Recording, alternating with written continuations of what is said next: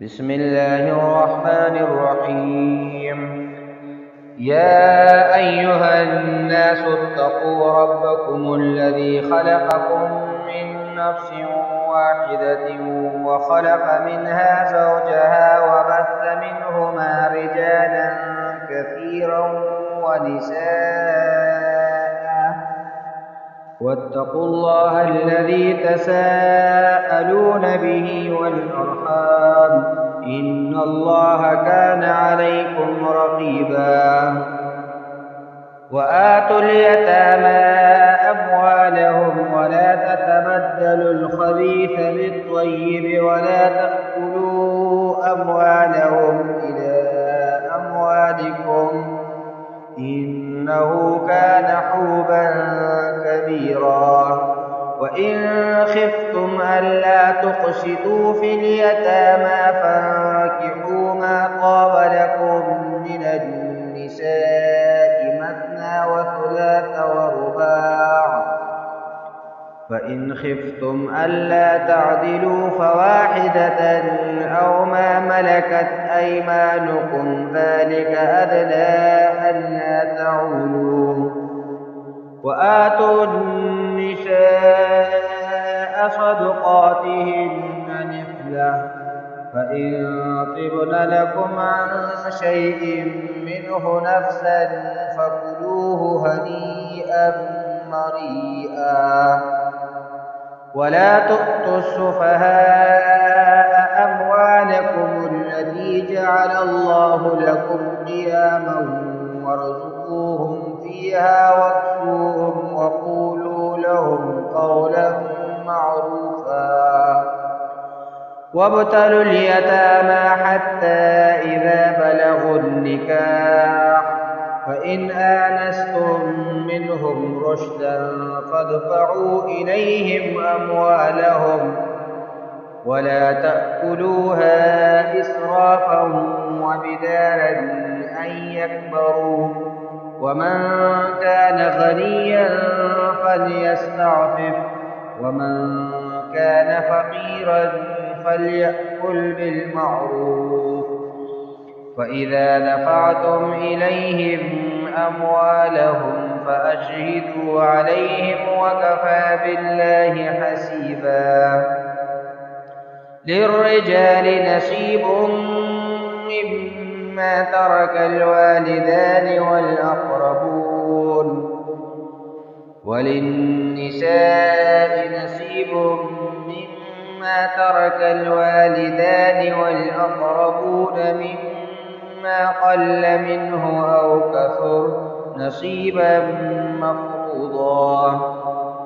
وإذا حضر القسمة أولو القربى واليتامى والمساكين فارزقوهم منه وقولوا لهم قولا معروفا. وليخشى الذين لو تركوا من خلفهم ذرية ضعافا خافوا عليهم فليتقوا الله وليقولوا قولا سديدا. إن الذين يأكلون أموال اليتامى ظلما إنما يأكلون في بطونهم نارا وسيصلون سعيرا. يوصيكم الله في أولادكم للذكر مثل حظ الأنثيين، فإن كن نساء فوق اثنتين فلهن ثلثا ما ترك، وإن كانت واحدة فلها النصف، ولأبويه لكل واحد منهما السدس مما ترك إن كان له ولد، فإن لم يكن له ولد وورثه أبواه فلأمه الثلث، فإن كان له إخوة فلأمه السدس من بعد وصية يوصي بها أو دين. آباؤكم وأبناؤكم لا تدرون أيهم أقرب لكم نفعا فريضة من الله إن إن الله كان عليما حكيما. ولكم نصف ما ترك أزواجكم إن لم يكن لهن ولد، فإن كان لهن ولد فلكم الربع مما تركن من بعد وصية يوصين بها أو دين، ولهن الربع مما تركتم إن لم يكن لكم ولد، فإن كان لكم ولد فلهن الثمن مما تركتم من بعد وصية توصون بها أو دين. وإن كان رجل يورث كلالة أو امرأة وله أخ أو أخت فلكل واحد منهما السدس، فإن كانوا أكثر من ذلك فهم شركاء في الثلث من بعد وصية يوصى بها أو دين غير مضار، وصية من الله، والله عليم حليم. تلك حدود الله، ومن يطع الله ورسوله يدخله جنات تجري من تحتها الأنهار خالدين فيها، وذلك الفوز العظيم. ومن يعص الله ورسوله ويتعد حدوده يدخله نارا خالدا فيها وله عذاب مهين.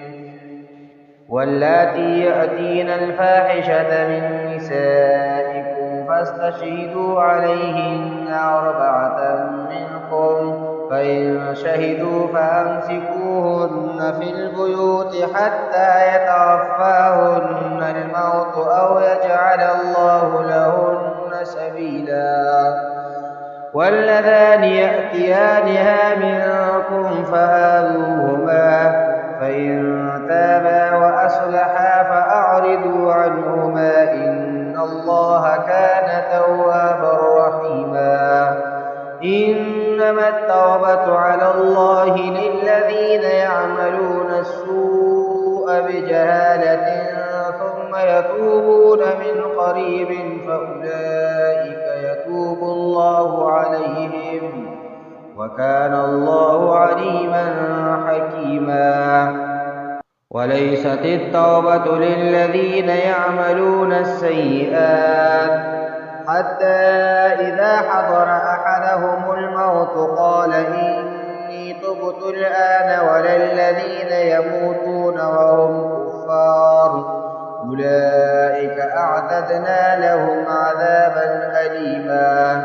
يا أيها الذين آمنوا لا يحل لكم أن ترثوا النساء كرها ولا تعضلوهن لتذهبوا ببعض ما آتيتموهن إلا أن يأتين بفاحشة مبينة، وعاشروهن بالمعروف، فإن كرهتموهن فعسى أن تكرهوا شيئا ويجعل الله فيه خيرا كثيرا. وإن أردتم استبدال زوج مكان زوج وآتيتم إحداهن قنطارا فلا تأخذوا منه شيئا، أتأخذونه بهتانا وإثما مبينا. وكيف تأخذونه وقد أفضى بعضكم إلى بعض وأخذن منكم ميثاقا غليظا. ولا تنكحوا ما نكح آباؤكم من النساء إلا ما قد سلف إنه كان فاحشة ومقتا وساء سبيلا. حرمت عليكم أمهاتكم وبناتكم وأخواتكم وعماتكم وخالاتكم وبنات الأخ وبنات الأخت